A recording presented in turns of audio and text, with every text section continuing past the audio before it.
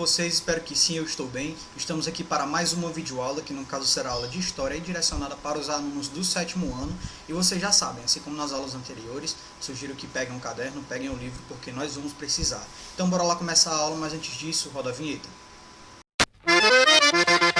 Anote o número. Seguinte, galera, hoje a gente vai dar início a um capítulo novo, no caso, o capítulo 5. Lógico, a gente já tem em mente, a partir disso, que conseguimos finalizar o capítulo 4, que falava sobre a formação dos estados modernos, tá? Então, hoje, a gente, de fato, já vai conseguir dar início, né, ao capítulo 5, que fala sobre as sociedades nativo-americanas. Hoje, a nossa primeira aula, claro, vai ter como objetivo principal fazer uma contextualização geral sobre o que o capítulo vai trazer para a gente, e além disso a gente vai discutir de forma mais específica um dos povos nativos americanos, certo? Que no caso são os povos maias. O que é de antemão é que a gente precisa falar sobre a sociedade nativa americana, galera. De um modo geral, a história que a gente estuda, né, na escola, ela é um pouco eurocêntrica, ou seja, ela vai explicar ali os fatos do mundo com base na visão europeia, principalmente. Então, dessa forma, se os europeus eles não sabiam da existência de um lugar, né, e de seus habitantes,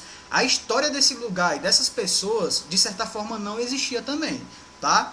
Assim, né, a partir disso, com base nesse eurocentrismo, deram um nome aos povos que já viviam há milhares de anos na América de pré-columbianos. Isso porque eles souberam somente da existência, né, desse lugar e desses habitantes após a chegada de Cristóvão Colombo, tá? Colombianos, lógico, vem de Colombo.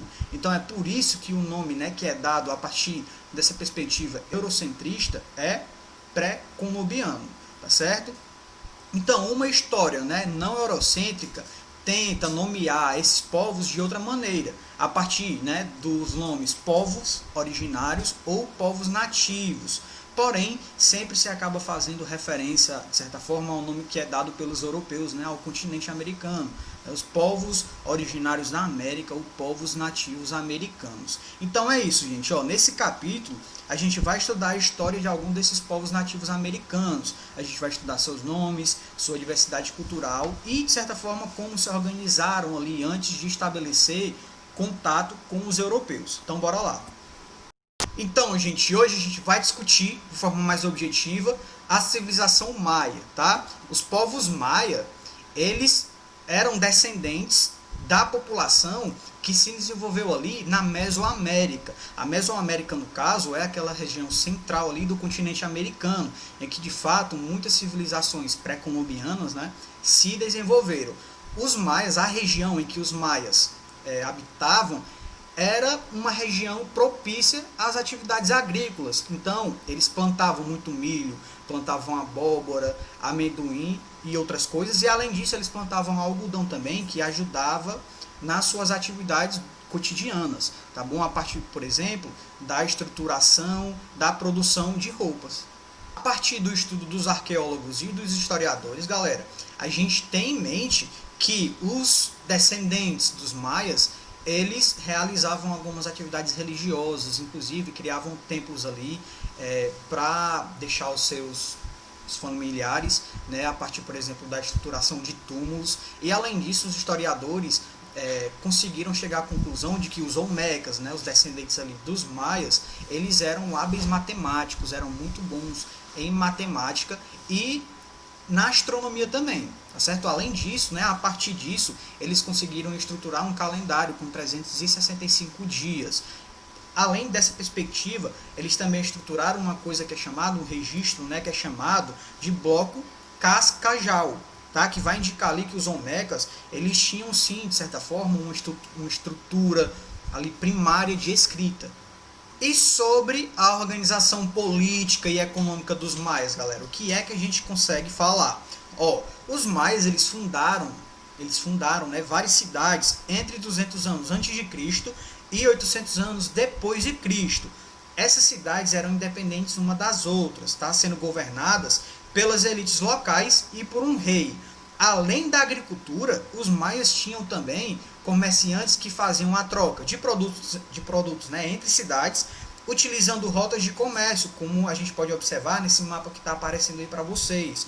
Tá? Então eles utilizavam barcos né, feitos com um único tronco de cedro, no caso, e eles aproveitavam os rios e o litoral, claro, né, para transportar produtos como objetos de cerâmica, sal, roupas e outras mercadorias também, utilizando principalmente, né, como base de troca sementes de cacau, ouro, prata e plumas também, além de conchas, tá?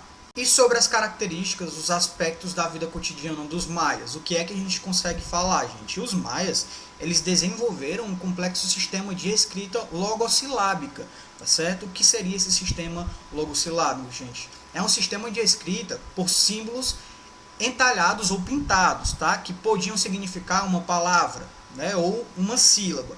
Então, somente os escribas sabiam escrever e registrar nos calendários. Esses registros eles estavam ligados à vida da elite política, né, bem como os seus mitos também, tá? Eram feitos em um papel, em pedras, cerâmicas e construções também. Então, os registros em papel, chamados de códices, foram quase todos destruídos pelos europeus. A gente consegue ver um exemplo aí que também está aparecendo na tela de vocês. Então, assim como os seus ancestrais, os maias acreditavam em vários deuses que iriam ser representados ali, né, que representavam, no caso, elementos da natureza. A gente pode falar do sol, da lua, né, o milho, a chuva, entre outros elementos. Então, eram feitos rituais para esses deuses, para pedir alimentos e proteção. Um desses rituais acontecia durante um jogo com bola, inclusive, né? Uma herança dos Olmecas.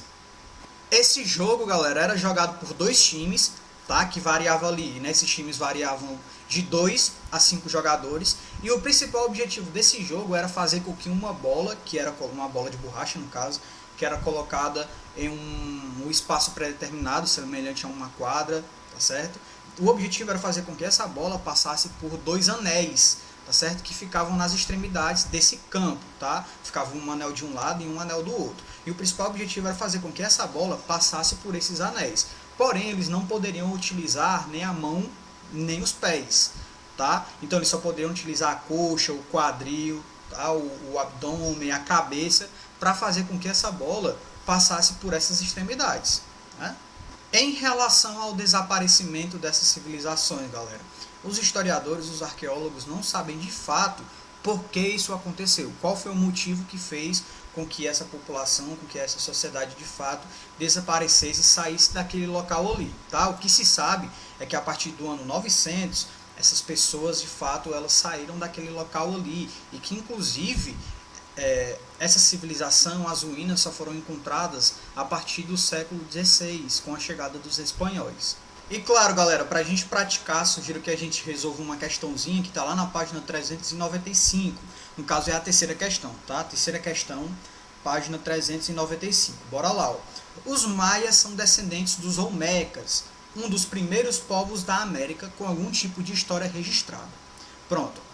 O que é que a questão está pedindo? Explique com suas palavras como os pesquisadores descobriram os registros da história dos olmecas. Galera, a gente viu lá na página anterior, né, a partir da explicação que a gente procurou fazer aqui, a partir dessa discussão, a gente percebeu que os pesquisadores estudaram um negócio chamado de bloco cascajal, né? Eu acredito que se pronuncia assim, mas se escreve bloco cascajal, né? Que é um grande bloco de pedra datado entre 1200 anos antes de Cristo a 600 anos antes de Cristo, que continha ali glifos, né, glifos no caso, registrados pelos olmecas, o que pode indicar ali que se desenvolveram, que eles conseguiram de certa forma desenvolver um sistema de escrita, tá? Então coloquem aí como resposta da terceira questão, ó. Os pesquisadores estudaram o bloco cascajal, um grande bloco de pedra datado entre 1200 anos antes de Cristo a 600 anos antes de Cristo,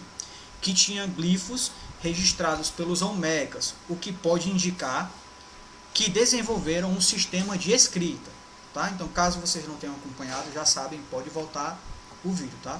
Por hoje é isso, galera. A gente encerra a nossa aula por aqui. Eu espero que vocês tenham entendido. E vocês já sabem, né? Caso não tenham entendido, entrem em contato comigo pelas redes sociais. E a gente tem a nossa ferramenta online, o Google Meet, onde a gente pode tirar essas dúvidas e ampliar a discussão também.